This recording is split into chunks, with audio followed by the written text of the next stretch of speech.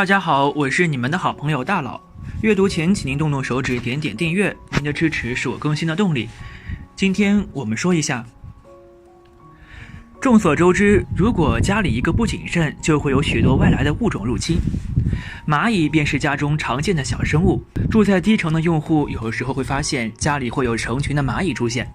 蚂蚁虽小，但大家通常会感到恐慌，而且还会觉得烦。那么蚂蚁在家里出现预示着什么？它会改变家人生活的运势吗？下面这篇文章就来说说看，蚂蚁进家在风水学上有什么预示和说法呢？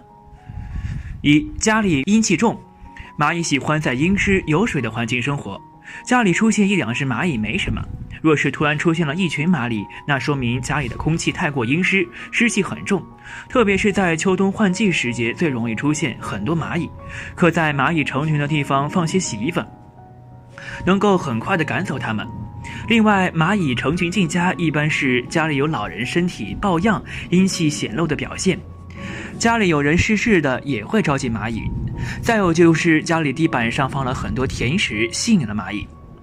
二、家人健康运受损，蚂蚁进家，那说明家里的环境潮湿，适合他们的生存。那家人长期生活在这样的环境里，对他们的健康肯定不会太好。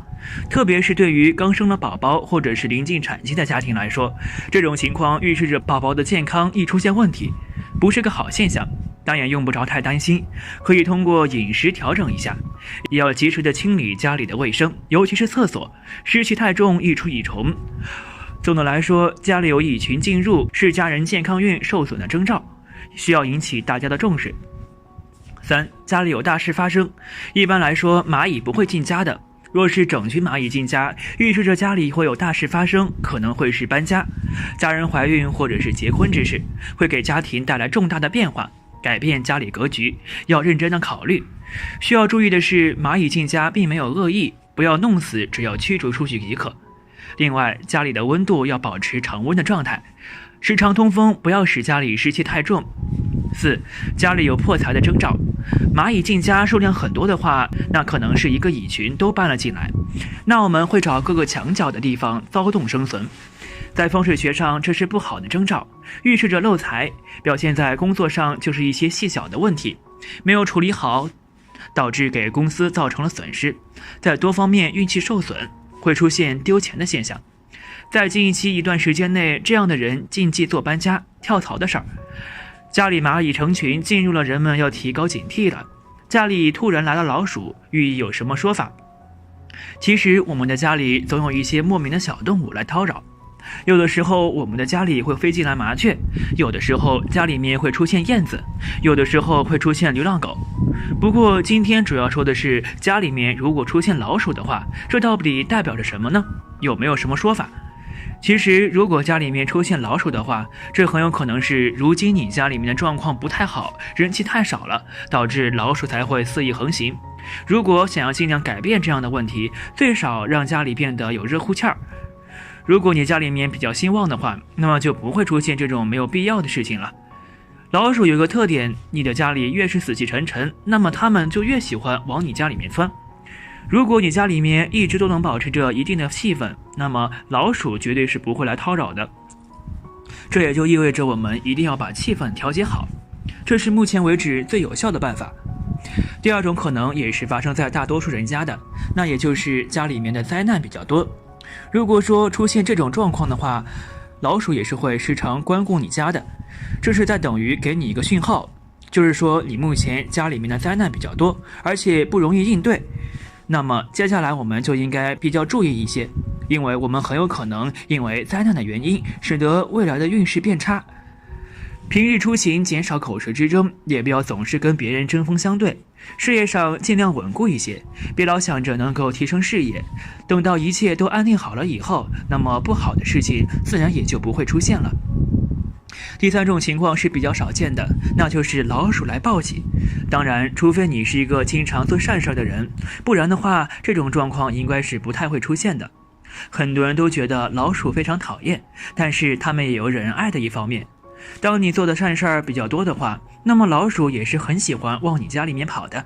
这个时候他们主要想要传递一个信息，那就是未来你的状态会非常好。所以千万不要觉得所有的老鼠都是不好的，有的时候它们的确会带来比较不错的结果。一旦出现这样的情况，我们就可以庆幸一下了，毕竟如此一来，接下来的一切都会变得特别顺利，这就是常做好事的优点。第四种情况也可能只是少部分人能够发生，那就是近期做的坏事儿实在是太多了。所以老鼠来到你家里，主要是告诉你一件事儿，那就是未来的你会受到很多的惩罚。所以说在这个时候，我们一定要改变一下自己的做法，尽量不要再去做伤害别人的事情，让自己变得有爱心。只要是我们从善，那么那些坏结果会很快的从我们的身边溜走的。所以千万不要觉得一直作恶会让自己感到快乐，最后肯定受迫害的就是自己。我们在平日里要观察一下老鼠到底来到我们家到底做了什么。如果说仅仅是在我们的家里面走了一圈，那没有什么问题。如果说留下了什么讯号的话，那我们就需要谨慎对待了。燕子做窝代表什么征兆？需要注意什么？燕子很有可能在你家的附近筑巢，其实这已经不新鲜了，因为燕子就是喜欢这么做。但是我们更应该知道它们筑巢的原因是什么，对于我们有代表着什么呢？我们又应该注意什么呢？燕子筑巢其实就是在证明你们家里面的条件还是很不错的，它们冲上光明和正能量的地方，这也在侧面烘托你的家里面有很强大的正能量。如果说你家死气沉沉，而且负面情绪严重的话，燕子绝对不会光顾你这里的。所以说当出现这样的状况，你应该是欣喜才是，因为未来的话你的状况会非常的好，十有八九会让自己的事业有了一次不错的提高。所以当燕子在筑巢的时候别去打扰，不然的话燕子可能会就去祝福别人了，而不是一直在你的附近守护着你了。燕子筑巢第二种代表就是他们觉得你这里风水很稳定，风水所散发的磁场很适合他们在这里居住，这也是间接的在说明你家的条件是非常好的，至少在这段时间没有什么太过于忧愁的事情。只要是你想做的一些事情，那么必然就会成功。所以说当燕子出现在你的家附近的时候，你就可以放心大胆地完成自身的梦想了。通常这种状态下成功几率很大，而且还会让自己得到很好的满足。燕子筑巢绝对不是什么坏事儿，我们只需要注意平日保持乐观心态，享受这一切即可。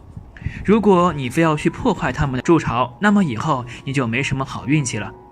燕子筑巢还会代表着你家目前处于旺势，也就是说你们家的状态很好，要么是生意上做得很好，那就是家里面的人都很健康，没有任何疾病。所以说当出现这种状况的时候，我们就可以放松了，毕竟家里面的人员都没有任何疾病，这对我们任何一个人来说都是好消息。如果再加上是也有所成就的，那就相当于锦上添花了。我们可以在这段时间里抓紧提高一下自己的工作能力，没准再过一段时间我们的事业就会提升了，这是属于我们应该得到的那一部分。所以千万不要浪费这次福分，该去做的事儿的时候就一定不要选择消沉，不然的话对自身而言不会有太大的好处。燕子筑巢第四个代表的就是你的富贵，可以说你目前的运势不错，可以去做一些赚钱的项目，尤其是你本身就很有钱，那么就更不要放过这个机会，很有可能因为这次机会让你狠狠地赚上一笔。人们应该在这个时候利用起自己的运势，为人高调一些，这样才能让大家发觉你的存在，然后重用你。所以在这个时候千万不要选择一直消沉下去，或者是碌碌无为的生活，这都是对自己没什么太大好处的。该去争取的时候一定不要放过。燕子的吉运会让你感觉到无论是做什么事情都会比以往更加容易，既然如此，那就更需要有所作为了，否则又怎会人们对于自己居住环境要求越来越高，都喜欢在家中种养一些植物，一来可以起到装饰作用，二来也能净化空气。现在市场上的观赏盆栽五花八门，很多人都会根据自己的喜好来选择观赏植物，但是在风水学中并不是所有植物都适合种养。在家中，今天我们就来为大家详细讲解一下什么植物对风水不好。一、枯萎的植物对风水不好。在风水学中，枯萎的植物代表衰败，不利于住宅运势，而且枯萎的植物意味着植物生命力的流失，所以室内忌摆放枯萎的植物。而且对于植物的干枯和老枯萎的花朵，一定要及时的修剪，一定要保持植物生长旺盛，这样才会利于住宅风水格局。2. 气味浓重的植物对风水不好。很多人喜欢种养一些香味浓郁的植物花卉在家中，认为这样可以使得住宅内充满香味，使人心情愉悦。其实这样在风水学中是不利于住宅风水的。在住宅风水学中，住宅内不宜摆放种养例如夜来花、栀子花、郁金香等气味过于浓重的植物花卉，这很容易犯风水学中的卫煞，不利住宅风水，久而久之也会影响住户的健康。3. 有毒的植物对风水不好。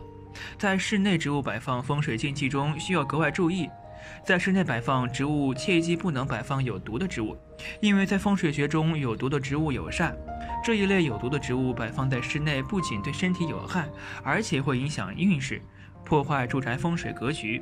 所以例如夜来香、夹竹桃、郁金香等有毒植物都不宜摆放在室内。4. 爬藤植物对风水不好。在住宅风水学中，住宅内不宜种养例如爬山虎等爬藤类植物，因为这一类植物在风水学中属阴，种养在家中容易导致家中阴气加重，影响住宅阴阳平衡，破坏住宅风水格局，影响住户的运势和健康。而且这一类爬藤植物生命力顽强，种养在家中容易越长越旺盛，爬在窗户等地影响住宅风水，不利于住宅风水。5. 带刺的植物风水不好。例如仙人掌、仙人球、蔷薇等带刺的植物不宜在家中摆放，否则会招惹是非，犯小人，在爱情方面也不顺利。一般而言，叶子是尖状、针状的植物有煞气，除非是用来化煞之用，否则会对风水有不利的影响。而圆叶、叶茎多枝的植物则会产生起到声望的风水作用。6. 太高大的植物对风水不好。1. 通常来说，摆在家里的植物高度要适宜。如果家里摆放了过于高大的植物，会导致住宅空气流通受阻，不利于气流的交换，久而久之对于住户的健康有着不好的影响。而且过于高大的植物摆放在家中也会影响住宅采光，而且久而久之容易导致住宅采光不足，从而导致住宅阴气加重，导致阴阳失衡。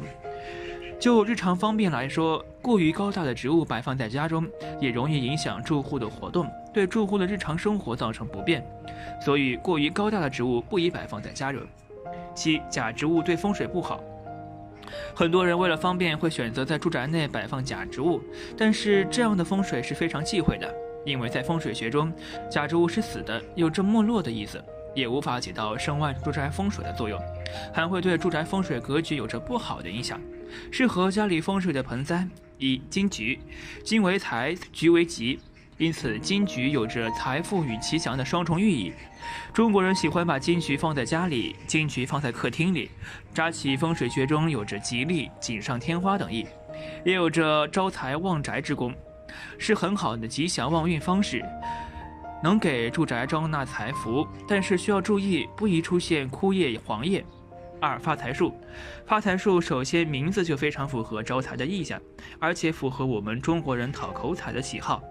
发财树的寓意也是非常吉利的，在风水里有着招财旺运的意思，这样能为家里带来财气和福气，所以发财树非常适合摆放在客厅里，而且观赏性强。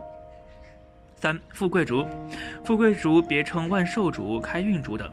富贵竹首先从名字寓意上来讲，就非常符合我们中国人讨口彩的习惯，名字就非常吉祥，很喜庆招财，而且自古以来就有花开富贵、竹报平安一说。富贵竹四季常青，枝弯而不折，有高风亮节的品格。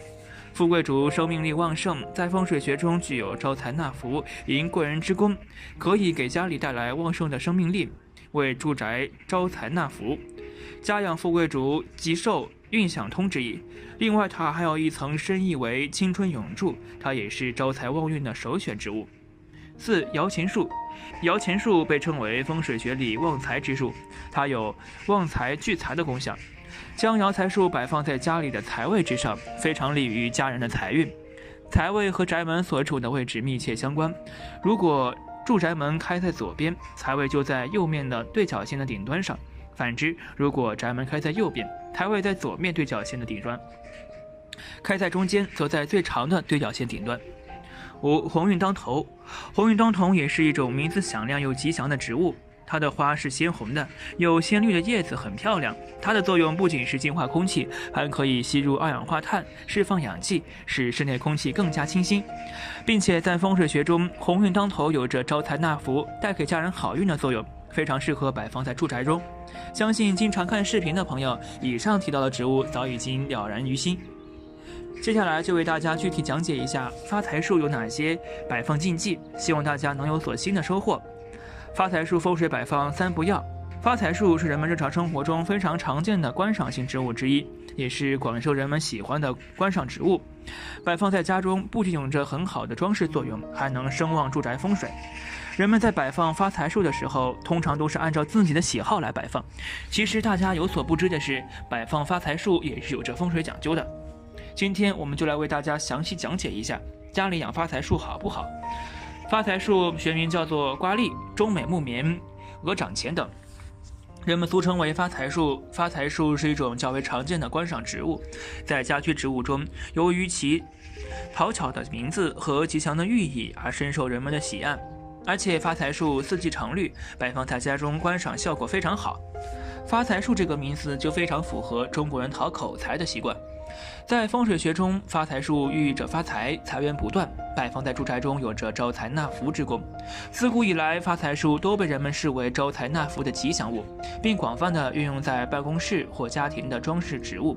在家中或者办公室内种植发财树，象征着生意兴隆，财运滚滚，而且还能起到装饰的作用，净化空气。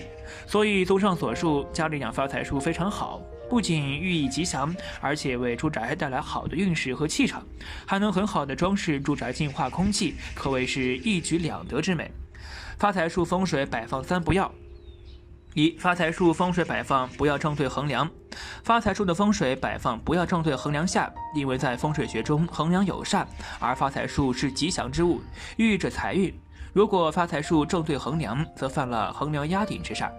犯了横梁压顶的发财树会导致横梁的煞气直冲发财树，其煞气会压制发财树的招财之功，导致发财树的招财之功受到煞气侵扰。久而久之，发财树不仅不会起到旺财之功，甚至还会有破财之余。2. 发财树风水摆放不要摆在通道内。在风水学中，发财树不宜摆在挡道的位置，会严重的影响风水格局。发财树摆放在通道内，一来会影响便利性，不利于通行；二来发财树摆在挡道的位置，意味着阻挡财运进门，将财运拒至门外，因此发财树不宜摆在通道内。3. 发财树风水摆放不要摆在厕所。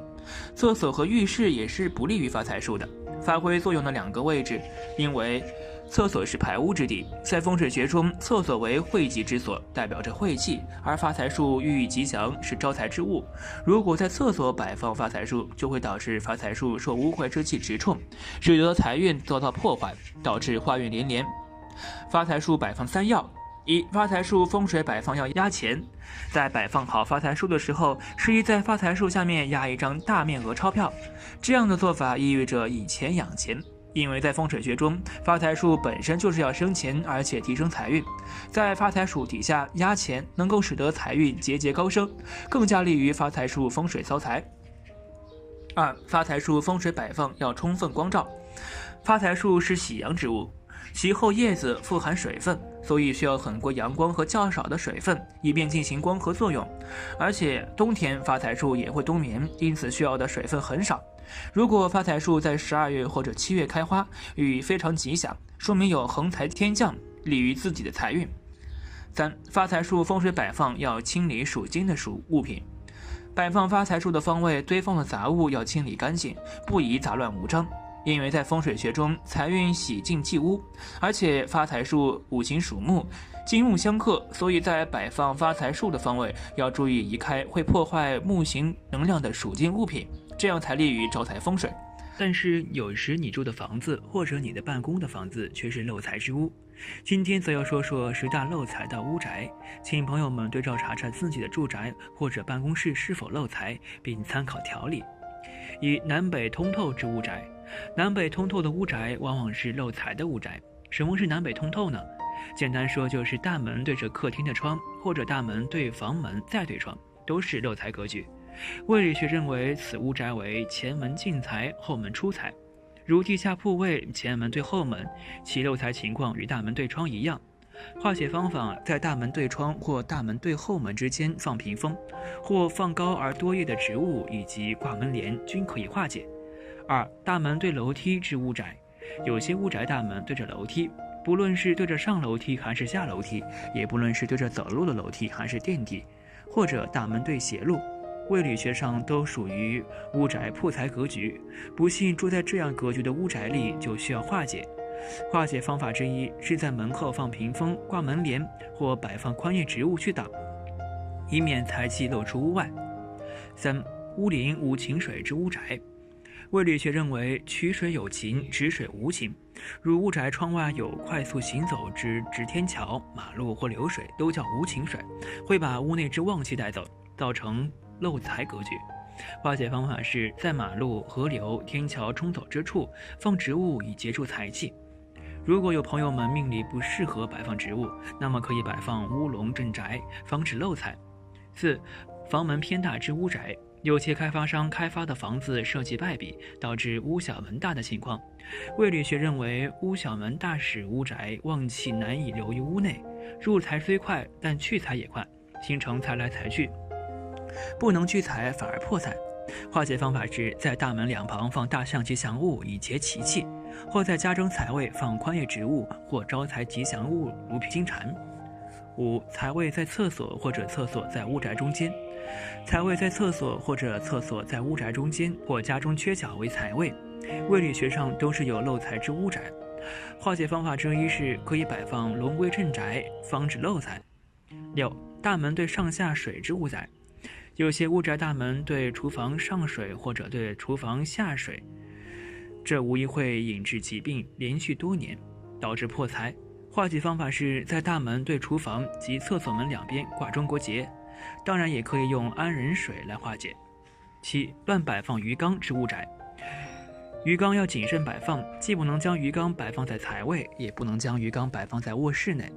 魏理学上通常将鱼缸放于大门开门处之旁边，使开门之时门外之气入屋，把财气顺带引入屋内。如果自从你摆放鱼缸后漏财多多，那么不是你不适合摆放鱼缸，就是你将鱼缸摆放错了位置。八、前门对后门之屋宅，魏理学上认为前门对后门之屋宅，屋宅与大门对窗户一样，都是前门进财，后门出财，其气不聚，漏财多多。化解方法之一是可用屏风或门帘化解。九、厕所与厨房相冲之屋宅，与上述大门对上下水之屋宅类似，有些屋宅的设计是厨房冲着厕所，也或者是厨房和厕所一墙之隔。魏理学上这都是上水直冲或者是直通下水，肯定是漏财的格局。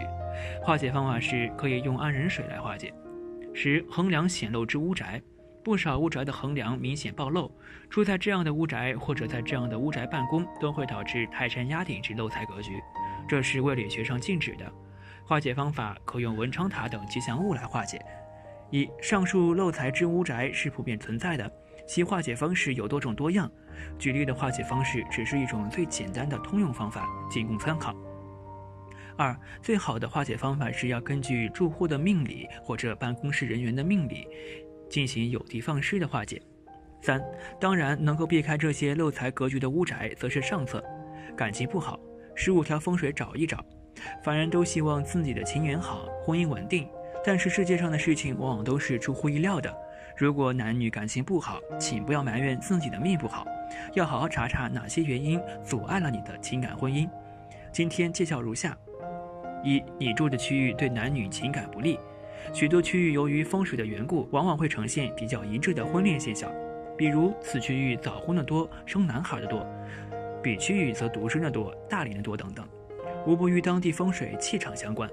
二、如果你住的大楼偏左或偏右，造成你所在大楼的青龙短，白虎长，或者青龙长，白虎短，代表阴阳力量并不调和，男女权力强弱不均，由此对你的婚恋情感带来不利。